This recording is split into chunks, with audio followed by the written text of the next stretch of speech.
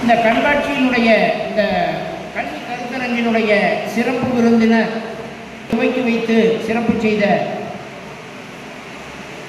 தமிழக அரசு சார்பிலே பல்வேறு நிகழ்ச்சிகளில் உயர்கல்வி வழிகாட்டி நிகழ்ச்சிகளை நடத்தி ஆலோசனை வழங்கி பல்வேறு ஆயிரக்கணக்கான மாணவர்களுக்கு வழிகாட்டியாக இருந்து கொண்டிருக்கின்ற ஈரோடு மாவட்ட ஆட்சியர் அலுவலகத்தினுடைய மாவட்ட கட்டுப்பாட்டு மையத்தினுடைய மூத்த உயர்கல்வி வழிகாட்டி ஆலோசகர் உயர்திரு அன்பரசு ஐயா அவர்களை பேச அன்புடன் அழைக்கிறேன். எண்ணிய முடிதல் வேண்டும், திண்ணிய நெஞ்சம் வேண்டும், தெளிந்த நல்லறிவு வேண்டும், நல்லனவே எண்ணல் வேண்டும் என்ற பாரதியினுடைய வரிகளை வழங்கி இந்த ஒரு அருமையான நிகழ்வுக்கு ஏற்பாடு செய்திருக்கக்கூடிய கொங்கு அறக்கட்டளையினுடைய நிர்வாகிகள் மற்றும் இதை சிறப்பாக ஏற்பாடு செய்திருக்கக்கூடிய அனைத்து நண்பர்களுக்கும் என்னுடைய வணக்கத்தையும், அதே போல இங்கு குழுமிருக்கக்கூடிய என்னுடைய மாணவ செல்வங்கள் அனைவருக்கும் என்னுடைய மதிய வணக்கத்தை உரித்தாக்குவதில் பெருமை கொள்கிறேன்.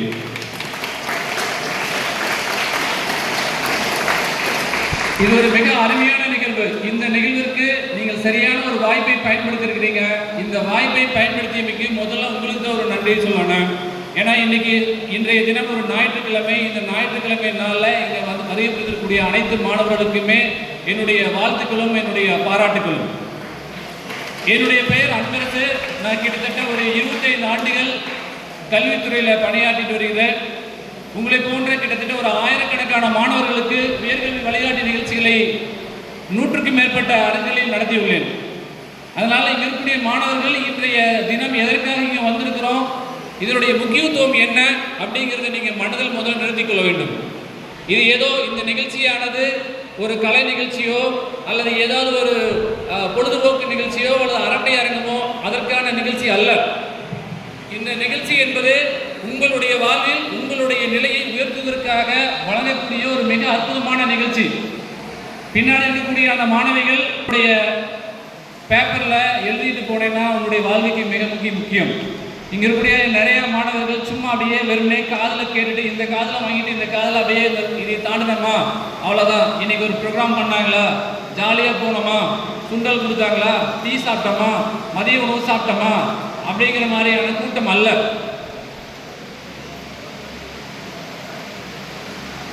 இந்த ஃபேன்ஸோட தூரம் வேறு எதுவும் வரக்கூடாது. பர்டிகுலராக அந்த ஏரியாவில் நான் சொல்லக்கூடிய விஷயங்கள் முக்கியமான விஷயங்கள். உங்களுடைய வாழ்க்கையில் முன்னேறினா 3 விஷயங்களை நீங்கள் கடைபிடிக்கணும். ஒன்று என்னன்னா கட்டுப்பாடு, இரண்டாவது என்னன்னா தன்னம்பிக்கை, மூன்றாவது என்னன்னா எதன் மீது உங்களுக்கு ஆர்வம் இருக்கிறதோ அந்த ஆர்வம். இந்த 3 நிகழ்வுகளும் உங்கள்கிட்ட இருந்துச்சுன்னா வாழ்க்கையில் நிச்சயமாக நீங்கள் முன்னேற முடியும். ஏன் இந்த கட்டுப்பாட்டை பற்றி சொல்கிறேன்னா, இவ்வளோ கூட்டத்தில் வந்திருக்கிறோம். எத்தனை பேர் இன்னைக்கு கட்டுப்பாடோட காலையிலிருந்து அவர்கள் பேசி எத்தனை பேர் நீங்கள் பேசி கேட்டிருப்பீங்க? கைதுக்கு பார்க்கலாம். ஒரே ஒரு சொற்பமான எண்ணிக்கையில் தான் நம்ம கை தூக்கியிருக்கிறோம். ஓகே, கீழே போடுங்க. இதற்கு காரணம் என்னன்னா, ஒரு செலிபிரிட்டி வந்தாங்கன்னா உடனே நம்ம என்ன பண்ணுவோம், ஒரு படத்தில் வரக்கூடிய ஒரு செலிபிரிட்டி யாராச்சும் வந்தாங்கன்னா உடனே கை தட்டுவோம். அவன் எது கை தட்டுறோம் என்னன்னே தெரியாத நான் கை தட்டுவோம், ஆரவாரம் பண்ணுவோம், எல்லாம் செய்வோம். என்ன காரணம்? அவன் ஒரு செலிபிரிட்டியாக இருக்கிறனால. அவங்ககிட்ட ஏதாவது ஒரு கருத்து இருக்குமா? இருக்காது. அவங்களுக்கு தேவை ஒரு ஆடியன்ஸ்.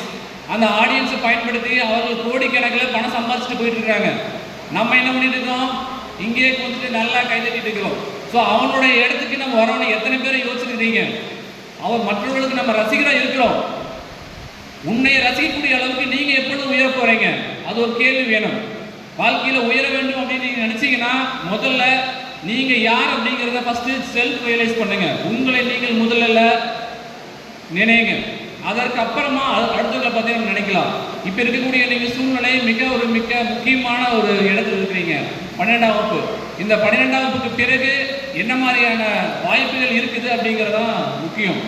இன்றைய காலகட்டத்தில் எண்ணற்ற வாய்ப்புகள் இருக்குது.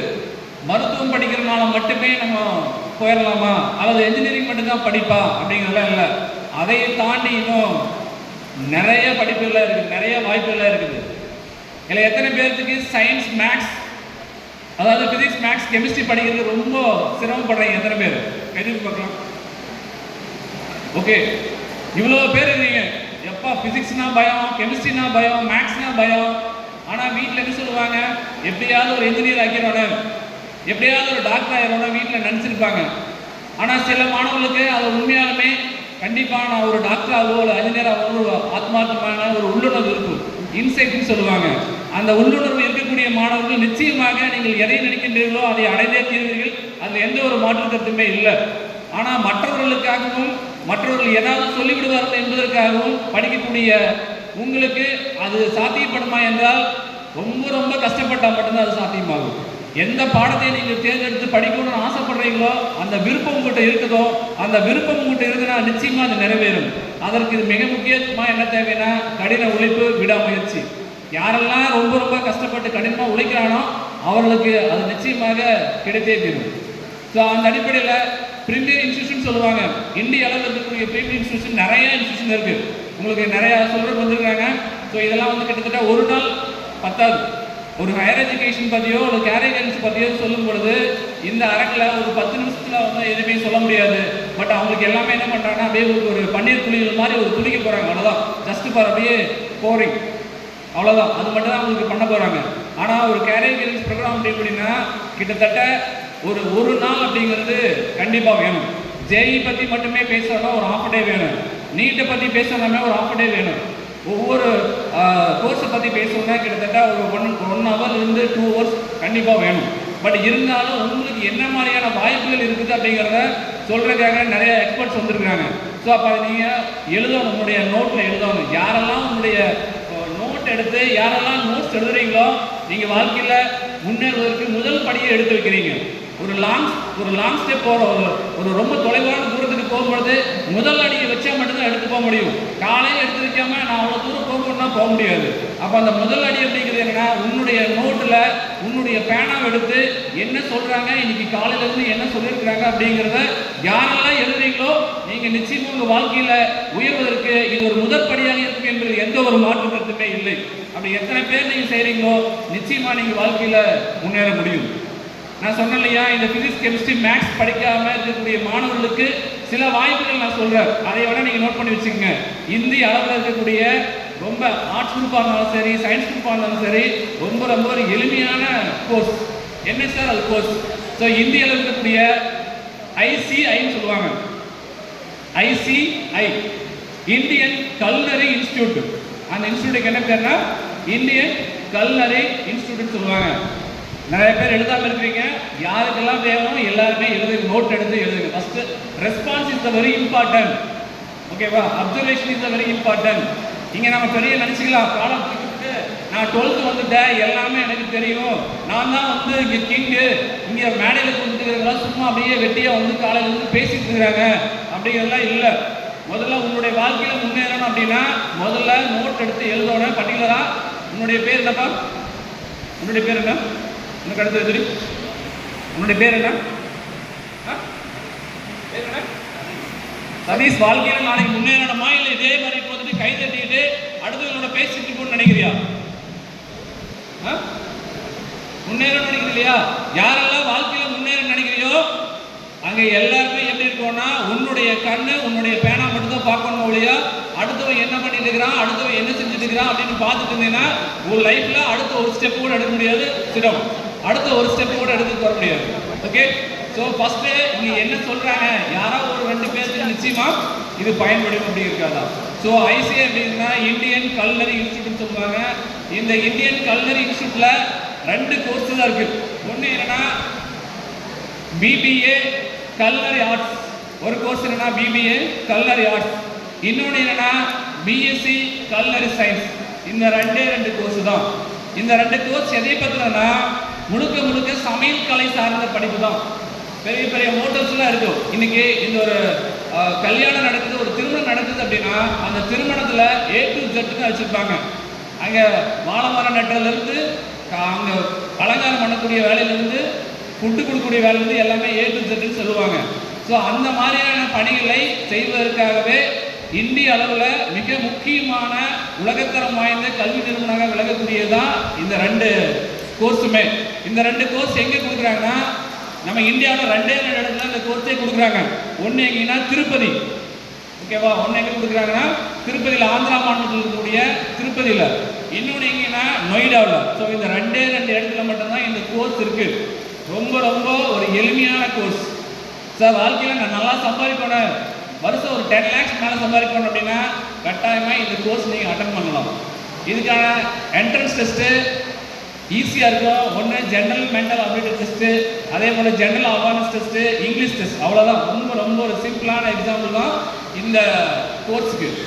யாருக்கெல்லாம் ஃபிசிக்ஸ், கெமிஸ்ட்ரி, மேக்ஸ் பிடிக்கலையோ அல்லது ரொம்ப டஃப்பாக ஃபீல் பண்ணுறையோ இந்த கோர்ஸ் எடுத்து படிச்சினாவே ஆர்ட்ஸ் ஸ்டூடெண்ட்டாக இருந்தாலும் சரி, சயின்ஸ் ஸ்டூடெண்ட்டாக இருந்தாலும் வாழ்க்கையில் மிக ஒரு உயர்ந்த இடத்துக்கு நீங்கள் போக முடியும்.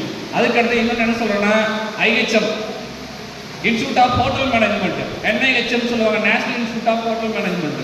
இந்த national institute of hotel management எடுத்துட்டிங்கன்னா இதில் வழங்கக்கூடியது சென்னையில் தான் இந்தியாவிலேயே ஃபஸ்ட்டு இந்தியாவிலே இருக்கக்கூடிய மிக உயரிய ஒரு கல்வி நிறுவனம் எதுனா சென்னையில் இருக்கக்கூடிய NIHM தான்.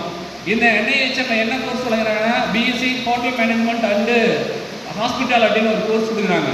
இது ஃபுல்லாக எதன் மூலமாக எழுதுவாங்க, த்ரூ JEE மூலமாக என்ட்ரன்ஸ் எழுதி உள்ள வரலாம், அல்லது அதுக்குன்னு சொல்லி என்ட்ரன்ஸ் எக்ஸாம் வைக்கிறாங்க, அந்த என்ட்ரன்ஸ் எக்ஸாம் மூலமாக உள்ள வரலாம். நான் சொல்லக்கூடிய எல்லாமே ப்ரீமியர் இன்ஸ்டியூஷன். இதில் போகக்கூடிய மாணவர்கள் எல்லாமே தாஜ் ஹோட்டல் இருக்கு இல்லையா, பெரிய பெரிய 5 ஸ்டார் ஹோட்டல் சொல்லுவாங்க, தாஜ் ஹோட்டல், அதே போல் ITC சென்னை, அது மாதிரி இருக்கக்கூடிய மிகப்பெரிய உயர்ந்த அளவில் இருக்கக்கூடிய உலக அளவில் இருக்கக்கூடிய அந்த ஹோட்டல்ஸ் எல்லாமே போய் பணிபுரிய முடியும். ஸோ இது மாதிரி பல்வேறு வாய்ப்புகள் நிறையா இருக்குது. இதுக்கே ஒரு சயின்ஸ் படிச்சிருக்கோனா அல்லது ஆர்ட்ஸ் படிச்சிருக்கோங்கிற ஒரு நெசரி கிடையாது. ஒன்லி ஆர்ட்ஸ் ஸ்டூடெண்ட் எலிஜிபிள், அதே போல் சயின்ஸ் ஸ்டூடெண்ட் எலிஜிபிள். ஓகேவா, இது ஒரு கோர்ஸ். அடுத்தது இன்னொரு கோர்ஸ் என்னன்னா, நான் சொல்லக்கூடிய எல்லாமே உங்களுக்கு ரொம்ப ஈஸியாக இருக்கக்கூடியது தான். IITTM சொல்லுவாங்க, Indian institute of tourist and travel management. IITTM, Indian institute of tourist and travel management. இந்த கல்லூரி எடுத்தீங்கன்னா இந்த இன்ஸ்டியூட்டில் மொத்தமாக இந்தியாவில் 5 இடத்துல தான் இருக்குது. ஒன்று எங்கே இருக்குன்னா, கோவாவில் இருக்குது, நொய்டாவில் இருக்குது, நெல்லூரில் இருக்குது, அதே போல் மேகாலயாவில் இருக்குது. ஸோ மொத்தமாக இந்த ஒரு 5 இடத்துல மட்டும்தான் இந்த கோர்ஸே கொடுக்குறாங்க. இது என்னென்னா BBA tourism and travel management. கோர்ஸோட நேம் என்னென்னா BBA tourist and travel management. இது ரொம்ப ரொம்ப ஒரு அருமையான ஒரு கோர்ஸ். ஸோ இது முடிச்சு அங்கேயே டைரெக்டாக என்ன பண்ணணும்னா MBA tourist and travel management போகலாம். அப்போது யாருக்கெல்லாம் எனக்கு ஃபிசிக்ஸில் ரொம்ப டஃப்பாக இருக்குது, கெமிஸ்ட்ரி டஃப்பாக இருக்குது, மேக்ஸ் டஃப்பாக இருக்குது, அல்லது அக்கௌண்ட்ஸ் ரொம்ப டஃப்பாக இருக்குது, காமர்ஸ் டஃப்பாக இருக்குது, எனக்கு இதெல்லாம் எதுவுமே வேணாம், நான் டிஃப்ரெண்ட்டாக ஒரு கோர்ஸ் சூஸ் பண்ணுறேன் அப்படின்னு நினச்சிங்கன்னா நான் சொல்லக்கூடிய இந்த 3 இன்ஸ்டியூட்டுமே உங்களுக்கு மிக ஒரு அருமையான வாய்ப்பை ஏற்படுத்தக்கூடியது. வாய்ப்புகள் நிறையா இருக்குது. இந்த உலகத்தில் எடுத்துட்டிங்கன்னா எண்ணற்ற வாய்ப்புகள் இருக்குது. ஸோ முதல்ல நிலவில் கால் வைத்த நபர் யாருன்னு கேட்டால் எல்லாருக்கும் நம்ம என்ன சொல்லணும்னா நீல் ஆம்ஸ்ட்ராங் அப்படிங்கிற ஒரு பேர் தான் எல்லாருக்குமே தெரியும். ஆனால் அந்த வாய்ப்பில் நீல் ஆம்ஸ்ட்ராங் ஒருத்தர் மட்டும் போல 2 பேர் போனாங்க. அவருடைய பேர் என்னன்னா எட்வின் ஆல்ட்ரின். ஸோ எட்வின் ஆல்ட்ரினும் நீல் ஆம்ஸ்ட்ராங் 2 பேர் தான் மேலே அமெரிக்காவுடைய ஓடத்தில் போகிறாங்க. ஸோ அங்கே போய் இறக்கும் பொழுது கீழே இருக்க பேஸ்மெண்ட்லேருந்து என்ன சொல்கிறாங்கன்னா, ஃபஸ்ட்டு எட்வின் ஆல்ட்ரின் தான் அதனுடைய கேப்டன். அவர்கிட்ட ஒரு சொல்கிறாங்க, நீங்கள் முதல்ல இறங்குன்னு சொல்கிறாங்க. பட் அவர் என்ன நினச்சிட்டாருன்னா, இந்த பரப்பு பூமியினுடைய பரப்பு மாதிரி இருக்குமோ அல்லது வேறு மாதிரியான ஒரு திசைகளாக இருக்குமோன்னு நினச்சிட்டு என்ன பண்ணுறாங்கன்னா, அதுக்கு அவர் தயங்குறாரு. அப்போ தயங்கும் பொழுது அதுக்கு எடுத்துக்கூடிய கோ பைலட்டான நீல் ஆம்ஸ்ட்ராங் சொல்கிறாங்க. ஸோ டக்குன்னு அந்த வாய்ப்பை மேலே கீழே நிலவில் கால் வைக்கிறாரு. இன்றளவும் முதலில் நிலவில் கால் வைத்த முதல் நபர் யாருன்னு கேட்டால் யாரை சொல்லணும்னா நீல் ஆம்ஸ்ட்ராங் அப்படிங்கிற ஒரே ஒரு மனிதனுடைய பேர் தான் சொல்கிறோம். அதனால் வாய்ப்புகளை கிடைக்கக்கூடிய வாய்ப்புகளை யார் ஒருவர் சரியாக பயன்படுத்திட்டார்களோ அந்த மனிதர்களை இன்று சாதனையாளர்களாகவும் சரித்திர நாயகராகவும் பயன்படுத்துகிறார்கள். எனவே எந்த ஒரு வாய்ப்பாக இருந்தாலும் சரி அந்த வாய்ப்பை சரியாக பயன்படுத்த வேண்டும். இன்றைய தினம் நடக்கக்கூடிய இந்த நிகழ்ச்சியில் இத்தனை பேர் வந்திருக்கீங்க. இதில் வரக்கூடிய மாணவர்கள் அனைவருக்குமே உங்களுக்கு ஒரு மிகப்பெரிய ஒரு மாற்றத்தை ஏற்படுத்தக்கூடிய நிகழ்வாக கூட இந்த நிகழ்ச்சி இருக்கலாம். ஒரு சிறிய புள்ளி, ஒரு மாற்றத்தை ஏற்படுத்தக்கூடியதற்கு ஒரு சிறிய புள்ளி அல்லது ஒரு சிறிய செயல், அது ஒரே ஒரு சொல் கொல்லுன்னு சொல்லுவாங்க, ஒரு சொல் வெல்லுன்னு சொல்லுவாங்க. அதனால் இங்கு இருக்கக்கூடிய மாணவர்களை நீங்கள் இந்த வாய்ப்பை சரியாக பயன்படுத்தினால் நீங்கள் நினைக்கக்கூடிய உயர்களை எளிதாக எட்ட முடியும். அப்படி உயர்களை எட்டிய பல பேர்களை கூற முடியும். அதில் ஒரே ஒரு நபரை மட்டும் நான் கூறிக்கொள்ள ஆசைப்படுகின்றேன். அவருடைய பெயர் வி நந்தகுமார் IRS. இன்றைக்கு நீங்கள் போய் யூடியூப் எடுத்து பார்த்தீங்கன்னா தெரியும். அவர் ஒரு சாதாரண ஒரு டிஸ்லெக்சியா ஸ்டூடெண்ட் சொல்லுவாங்க. டிஸ்லெக்சியா அப்படின்னு சொன்னோம்னா கற்றல் திறன் குறைபாடு இருக்கக்கூடிய ஒரு மாணவர். 6வது படிக்கும் பொழுது அவருக்கு போர்டில் எழுதி போட்டாங்கன்னா என்ன எழுதுறாங்கன்னு தெரியாது. எழுதுனாங்கன்னா அந்த சீன் எழுதுவார், பி எழுதுனாங்கன்னா டீன் எழுதுவார், மாற்றி எழுதிட்டே இருப்பார். அதனால் அங்கே இருக்கக்கூடிய ஆசிரியர் பெருமக்கள் என்ன பண்ணுறாங்கன்னா, இவருக்கு படிக்க வராதுன்னு சொல்லிட்டு வீட்டுக்கு அனுப்பிச்சிட்டாங்க. அவர் வீட்டில் மிக மிக ஒரு வறுமையான சூழ்நிலை. அந்த சூழ்நிலையில் வாழ்ந்துட்டு இருக்கும் பொழுது அவருடைய பெற்றோர்கள் மிக வேதனை அடைகிறாங்க. நம்முடைய பையன் படிக்க முடியலையே, என்ன பண்ணுறது வேலை செய்கிறாங்க. அவருடைய குடும்ப வறுமைக்காக அவர் லாட்டரி டிக்கெட் விற்கிறதுக்காக அனுப்பிச்சிட்டாங்க. ஸோ ஸோ லாட்டரி டிக்கெட் விற்கக்கூடிய அந்த மாணவனுக்கு ரொம்ப ஆர்வம், படிப்பில் மிகுந்த ஆர்வம். ஆனால் தன்னால் படிக்க முடியலையேங்க ஒரு வேதனை. அந்த வேதனை எப்படி போக்குறாருன்னா, 8ஆம் போகும் பொழுது அவருடைய நண்பர்கள்லாம் பள்ளிக்கு போகும் பொழுது நானும் போகிறேன்னு சொல்லி கேட்குறாரு. அப்போ கேட்கும் பொழுது நேரடியாக இப்போ 8ஆம் போய் எழுதலாம், அதே போல் 10ஆம் போய் எழுதலாம் அப்படின்னு சொல்கிறாங்க. உடனடியாக அவர் என்ன பண்ணுறாங்கன்னா, வீட்டில் பேரண்ட்டுக்கு தெரியாமல் அந்த பயிற்சி நிறுவனத்தில் போய் சேர்றாரு. அங்கே சேர்ந்து முதல்ல நம்மளாம் ஒரு பேப்பர் எடுத்தீங்கன்னா எவ்வளோ நேரம் நம்ம படிப்போம்? மினிமம் 1லேருந்து ஒரு டாபிக் எடுத்தோம்னா, ஃபார் எக்ஸாம்பிள் ஃபிசிக்ஸ் அந்த மாதிரி ஒரு டாபிக் எடுத்தீங்கன்னா மாண்டிகிராஃப் ஜென்ரேட்டரா அது எவ்வளோ நேரம் படிப்போம்? ஒரு டைம் படிப்போம், இல்லை 2 டைம் படிப்போம். புரியலன்னா என்ன பண்ணுவோம்? அப்படியே முதல்ல க்ளோஸ் பண்ணி வச்சுட்டு மொபைல் ஃபோன் எடுத்து நம்ம போயிடுவோம். ஆனால் அவர் அப்படி பண்ணல. ஒரு பேப்பர் எடுத்துட்டாருன்னா, ஒரு புக் எடுத்துட்டாருன்னா, ஒரு பேஜை மினிமம் 30லேருந்து 100 டைம் வரைக்கும் படிப்பார். ஒரு பேஜை 30லேருந்து 100 டைம். ஏன்னா ஒரு கற்றல் திறன் குறைபாடு இருக்கக்கூடிய மாணவராக இருக்கிறதுனால அந்த பேஜை படிச்சாக வாழ்க்கையில் முன்னேறியாக ஒரே காரணத்துக்காக அந்த பேப்பரை 30லேருந்து 40லேருந்து 50 டைம் அவர் படிப்பார். அப்படி படித்தவர் 8ஆம் வகுப்பு பாஸ் பண்ணுறாரு. அதையும் அவருடைய பேரண்ட் எடுத்து சொல்லல. அதற்கு அடுத்ததாக 10ஆம் வகுப்பு பாஸ் பண்ணுறாரு. அப்போ அவருடைய பெற்றோர்கள் எடுத்து சொல்லல. அதற்கு அடுத்ததாக மறுபடியும் என்ன பண்ணுறாருன்னா, 12ஆம் வகுப்பு அதே போல் ஒரு தனியார் நடத்திய அந்த பயிற்சி மையத்தில் சேர்ந்து 12ஆம் வகுப்பு ஒரு ஆர்ட்ஸ் குரூப் சயின்ஸ் படிக்க விருப்பம். ஆனால் அவருக்கு சயின்ஸ் குரூப் படிக்க முடியாதுக்கா ஆர்ட்ஸ் குரூப் எடுத்து படிக்கிறாரு. ஸோ அந்த குரூப் எடுத்து படித்து 1200க்கு 575 மார்க்குகள் வாங்கி பாஸ் பண்ணுறாரு. கற்றல் திறன் குறைபாடு இருக்கக்கூடிய மாணவன். 6ஆம் வகுப்பு மட்டுமே படித்த அந்த மாணவன் 12ஆம் வகுப்புல யாருடைய சப்போர்ட்டுமே இல்லாமல் 575 மார்க் பாஸ் பண்ணுறாரு. அப்போ தான் நம்ம பெற்றோர்கிட்ட சொல்கிறாங்க, அவங்க பெற்றோர்கள் மிகுந்த பெருமை அடைகிறாங்க. என்னுடைய மகன் வந்து எந்த ஒரு யாருடைய ஒரு பெரிய உதவியுமே இல்லாமல், ஆசிரியர் இல்லாமல், மற்றவருடைய எந்த ஒரு சப்போர்ட்டுமே இல்லாமல், கற்றல் திறன் குறைபாடு இருந்தாலும் அந்த டிகிரி அந்த 12ஆம் வகுப்பு படித்து பாஸ் பண்ணிட்டேன்னு ரொம்ப சந்தோஷப்படுறாங்க. அதுக்கடுத்து அவர் கல்லூரிக்கு போகிறாரு. கல்லூரிக்கு போகும்பொழுது எந்த கல்லூரியுமே அவருக்கு இடம் கிடைக்கல. ஏன்னா தனியார் நிறுவனத்தில் படிச்சுட்டு வந்ததுனால யாருமே அவரை சேர்த்துக்க முற்படலை. அப்போ ஒரே ஒரு கல்லூரி மட்டும் டாக்டர் அம்பேத்கர் காலேஜ் இன்னும் பக்கத்தில் இருக்கக்கூடிய அம்பேத்கர் கல்லூரியில் மட்டும் அவர் என்ன பண்ணுறாருன்னா அவரை சேர்ப்பதற்கான ஒரு வாய்ப்பு தராங்க. அது அவர்கள் என்ன கோர்ஸ் கொடுக்குறாங்க அந்த கோர்ஸ் தான் எடுத்து படிக்கணும்னு சொல்கிறாங்க. அவர் என்ன கோர்ஸ் கொடுத்தாங்கன்னா BA இங்கிலீஷ் லிட்ரேச்சர் தான் கொடுத்தாங்க. அந்த இங்கிலீஷ் லிட்ரேச்சரே அவர் சந்தோஷமாக எடுத்துகிட்டு அந்த கல்லூரியில் என்னென்ன மாதிரியான வாய்ப்புகள் இருக்குதோ, NSS இருக்குதா, NCC இருக்குதா, என்னென்ன மாதிரியான வாய்ப்புகள் லீடர்ஷிப் குவாலிட்டியை டெவலப் பண்ணக்கூடிய அத்தனை வாய்ப்புகளை அவர் சரியாக பயன்படுத்துகிறாரு. கல்லூரி முடித்து வர்றாரு. குரூப் 4 எக்ஸாம் வருது. அந்த குரூப் 4 TNPSC குரூப் 4 எக்ஸாம் எழுதி பாஸ் பண்ணி ஒரு சாதாரண ஒரு ஜூனியர்ஸாக சேர்றாரு. மறுபடியும் அதுக்கு அவருடைய தாகம் அடங்கல. அடுத்து குரூப் 2 எழுதுறாரு. அதில் சப் ரிஜிஸ்ட்ரார் ப்ரொமோட்டில் அதில் போகிறாரு. அதற்கு அடுத்து மறுபடியும் UPSC எக்ஸாம் எழுதுங்கிற ஒரு உந்துதல் காரணமாக கிட்டத்தட்ட ஒரு 6 முறை அந்த தேர்வை எழுதி 6வது முறையாக இந்திய அளவில் 275வது ரேங்க் பெற்று IRS என்ற அந்த வாய்ப்பை அவர் பெறுகிறார். ஒரு சாதாரண 6ஆம் வகுப்பிலே தன்னை வந்து ஒரு ஆசிரியர்களால் நிராகரிக்கப்பட்ட ஒரு மாணவன் இன்னைக்கு இந்திய அளவில் நடந்த UPSC தேர்வில் 275வது ரேங்க் பட்ட IRS ஆகி இன்னைக்கு நம்முடைய இந்தியாவில் தமிழ்நாடு மற்றும் பாண்டிச்சேரியினுடைய commissioner of income tax officer இருக்கக்கூடிய V. நந்தகுமார் IRS போன்ற மாணவருடைய தன்னம்பிக்கையை யோசிச்சு பாருங்க. ஸோ அவருக்கு இருந்த அந்த ஈடுபாடை யோசிச்சு பாருங்க. எந்த ஒரு மாணவர்களுக்கு தன்னுடைய பெற்றோர்கள் படக்கூடிய கஷ்டங்கள், அதே போல நாம் இந்த நிலையிலிருந்து அடுத்த நிலை உயர வேண்டும் என்ற எண்ணங்கள் யாரோ எந்த ஒரு மாணவரிடம் இருக்குதோ நிச்சயமாக V. நந்தகுமார் IRS மாதிரி உயர முடியும். அதற்கு மிக மிக முக்கியமான காரணம் அதில் இருக்கக்கூடிய ஆர்வம் மட்டும்தான் காரணம். ஆர்வம், முழு ஈடுபாடு, முழு உழைப்பு, அர்ப்பணிப்பு உணர்வோடு யார் நீங்கள் செயல்படுறீங்களோ நிச்சயமாக வாழ்க்கையில் உங்களாலையும் உயர முடியும். எனவே அந்த தன்னம்பிக்கையோடு அந்த ஒரு சுய ஒழுக்கத்தோடு ஒரு கடின உழைப்போடு இருந்தீர்களானால் நீங்களும் வாழ்க்கையில் மிகச்சிறந்த இடத்தை அடைய முடியும் என்பதில் எந்த ஒரு மாற்றுக்கருத்தும் இல்லை. எனவே படிப்பு என்பது, கல்வி என்பது மருத்துவம் படித்தால் மட்டும்தான் கல்வி அல்லது இன்ஜினியரிங் படித்தால் மட்டும்தான் கல்வி அப்படிங்கிறதுலாம் எதுவுமே கிடையாது. நீங்கள் எந்த படிப்பை எடுத்து உங்களுக்கு விருப்பப்பட்ட எந்த படிப்பை எடுத்து படிக்கிறீங்களோ அதன் மேல் முழு ஈடுபாட்டோடு படிக்கிறதுனால் நிச்சயமாக மிகப்பெரிய அளவில் சாதனை புரிய முடியும். கவிதாசன் கூறிய கடைசியாக ஒரே ஒரு முறையை கூறுகிறேன். தடம் பார்த்து நடப்பவன் சாதாரண மனிதன், தடம் பதித்து நடப்பவன் சாதனை மனிதன், தடம் போட்டு நடப்பவன் சரித்திர மனிதனாக உருவாக்க முடியும். எனவே நீங்கள் சாதாரண மனிதனாகவோ சரித்திர மனிதனாக மாறுவது யாருடைய கையில் உள்ளது என்று உங்களது கையில் மட்டுமே உள்ளது நண்பர்களே. எனவே நீங்கள் கடினமாக உழையுங்கள், தன்னம்பிக்கையோடு உங்களுடைய பாடத்தை கவனியுங்கள். நிச்சயமாக நீங்கள் எதிர்பார்க்கக்கூடிய அந்த அற்புதம் நிகழும் என்று கூறி வாய்ப்பளித்த அனைவருக்கும் நன்றி கூறி விடைபெறுகிறேன். நன்றி, வணக்கம். உங்களுக்கெல்லாம் பல்வேறு கருத்துக்களை வழங்கிய மூத்த உயர்கல்வி வழிகாட்டி ஆலோசகர் ஐயா அவர்களுக்கு நன்றி.